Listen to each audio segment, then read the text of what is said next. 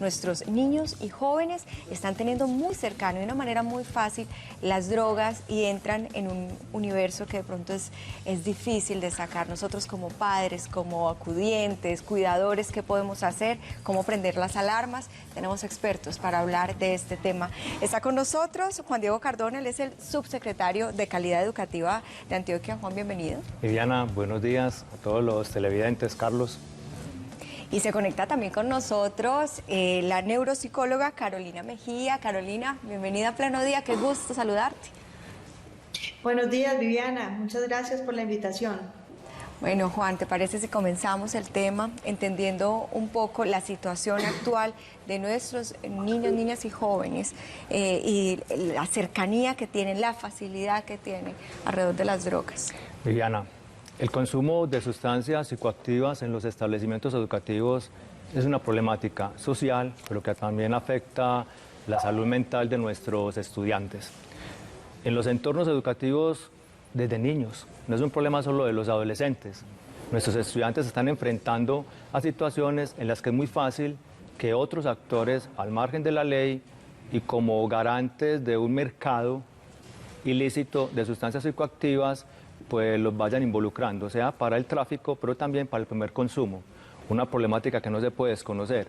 Sin embargo, hay asuntos tan naturalizados en la escuela y en los entornos que muchas veces esos consumos de sustancias psicoactivas parecieran un poco inocentes, parecieran un asunto esporádico, incluso un asunto a veces social, sin reconocer el trasfondo que esto puede tener para la calidad de vida de los estudiantes, pero también para la convivencia en los establecimientos educativos y fuera de ellos. Yo quiero contarles un dato. El consumo de sustancias psicoactivas es una de las variables que nosotros, como Secretaría de Educación, estamos midiendo a través de un sistema unificado de convivencia escolar del Ministerio de Educación, y en el año 2022 nos reportaron alrededor de 99 estudiantes, casos de estudiantes consumiendo sustancias en el establecimiento educativo o traficando. En este año 2023 llevamos hasta el momento 26 casos reportados. Esto es un subregistro, porque seguramente son muchas más las situaciones que se vienen presentando. Y un estudiante que inicia el primer consumo, luego un segundo consumo, un tercer consumo, ya empieza realmente a generar una adicción, y son estas adicciones luego las que generan todas esas problemáticas. Carolina, hablemos del cerebro y la adicción. ¿Qué sucede en el cerebro de un adolescente, de un joven que está consumiendo drogas? Esa es una pregunta muy interesante y la que hay mucho tema para cortar. Pero básicamente la adicción principalmente altera un órgano llamado cerebro, y con los adolescentes ocurre que tenemos este cerebro en pleno pico de maduración. Las estructuras más importantes de nuestro cerebro, que son las estructuras frontales, las encargadas de la toma de decisiones, de la anticipación de consecuencias, de la postergación de la gratificación, todas esas van en pleno pico de desarrollo hasta más o menos los 23, 24 años. Entonces, en palabras reducidas, lo que ocurre con un cerebro adolescente cuando se ve expuesto al consumo de sustancias es básicamente como si un virus ingresara en el sistema del computador y comenzara a alterar la manera natural en la que todos estos procesos se van desarrollando, y también hace que sea mucho más posible que a futuro desarrolle una dependencia o un abuso a sustancias por haber iniciado durante la adolescencia. Juan, hablabas de la edad y que ustedes ya tienen un registro también que es en niños. ¿De qué manera se están presentando esas sustancias? ¿De qué manera las están recibiendo? ¿Y qué tipo de sustancias son las que hay hoy en los colegios? Porque también es importante para nosotros como padres, pues entenderlo, educarnos alrededor del tema y no estar tan ajenos a la realidad. Sin lugar a dudas, lo que nos reportan nuestros rectores y maestros, el consumo del cannabis o la marihuana sigue siendo una de las principales drogas en los establecimientos educativos, seguido de aquellas que tienen que ver con derivados de la cocaína. Pero también hay que sorprendernos. Hay algunos medicamentos de uso cotidiano, como por ejemplo jarabes para la tos o antihistamínicos, que mezclados con gaseosas, han habido casos de este tipo, pues los estudiantes también logran entrar en ciertos estados de alucinación o incluso de relajación. También se da el caso de algunas sustancias que son medicamentos psiquiátricos que los estudiantes logran conseguir, y lo que genera en ellos es una excitación. Sin lugar a dudas, todas estas drogas, algunas que los excitan, otras que deprimen el sistema nervioso central, pues realmente no generan condiciones para que un estudiante pueda estar en la escuela dinámicamente aprendiendo cada uno de los conocimientos de cada una de las áreas. Y en los momentos en que genera agresividad, pues puede desencadenar otras situaciones que afectan la convivencia escolar, incluso ser estudiantes causantes de bullying, de violencias físicas, incluso violencias psicológicas. Son estudiantes muy irritables y como maestros tenemos no que alarmarnos frente a esa situación, pero sí incluso las diferentes áreas. Por ejemplo, yo como profe de ciencias, hablarles cuáles son los tipos de sustancias, los efectos que tiene en mi cuerpo, desde un profe de educación ética o un profe de sociales, las implicaciones sociales que esto puede tener, las afectaciones a mi vida, a mi proyecto de vida. Es un tema que, si bien es problemático, tenemos que ponerlo en conversación con todos los actores sin estigmatizarlo, porque solo reconociéndolo, hablando claramente de él y no estigmatizándolo, es que quizás podremos generar una conciencia en cada uno de los actores de la comunidad educativa para evitar, ojalá, ese primer consumo, que es el más delicado. Carolina, a propósito de lo que nos menciona el subsecretario, ¿qué debe hacer un padre de familia, un acudiente que sospecha que su hijo está consumiendo drogas? Bueno, es muy importante desde el mismo núcleo de la familia tener una comunicación abierta.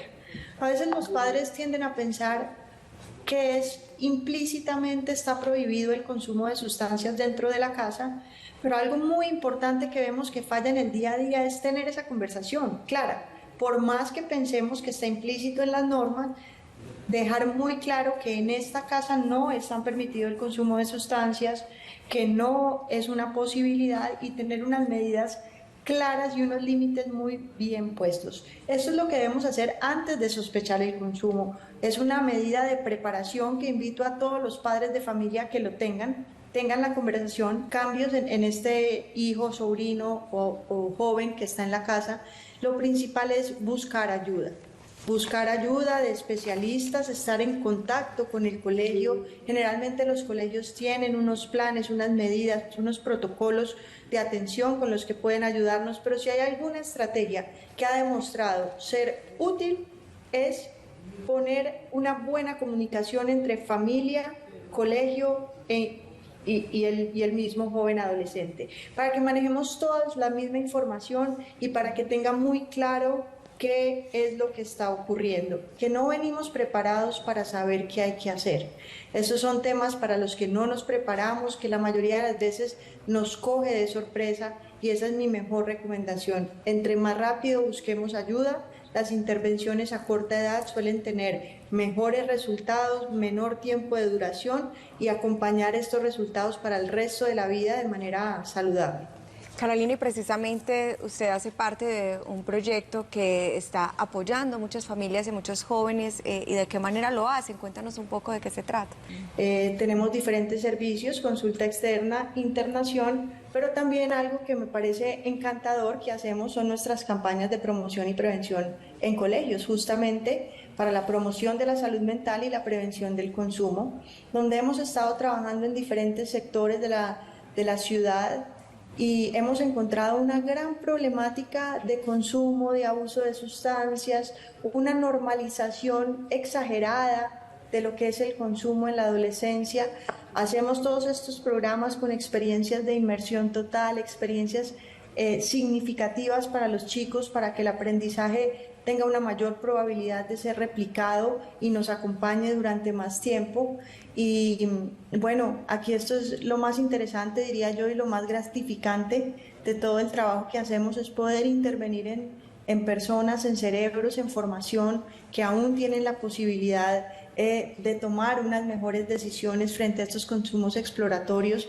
Como decía el subsecretario, es nuestra gran intención retrasar lo más que se pueda ese momento del primer consumo y disminuir las posibilidades y los factores de salud mental. Cuando hablamos de prevención de consumo de sustancias, tenemos que entender que es la misma promoción y prevención de salud mental, intentando no atacar directamente el consumo de sustancias, ni tanto hablar de los efectos que puede hacer, porque las investigaciones muestran ahora que eso puede generar incluso más curiosidad en los jóvenes, pero sí cambiar un poquito el discurso más allá del no se puede, del está mal, de la prohibición, hacia el por qué.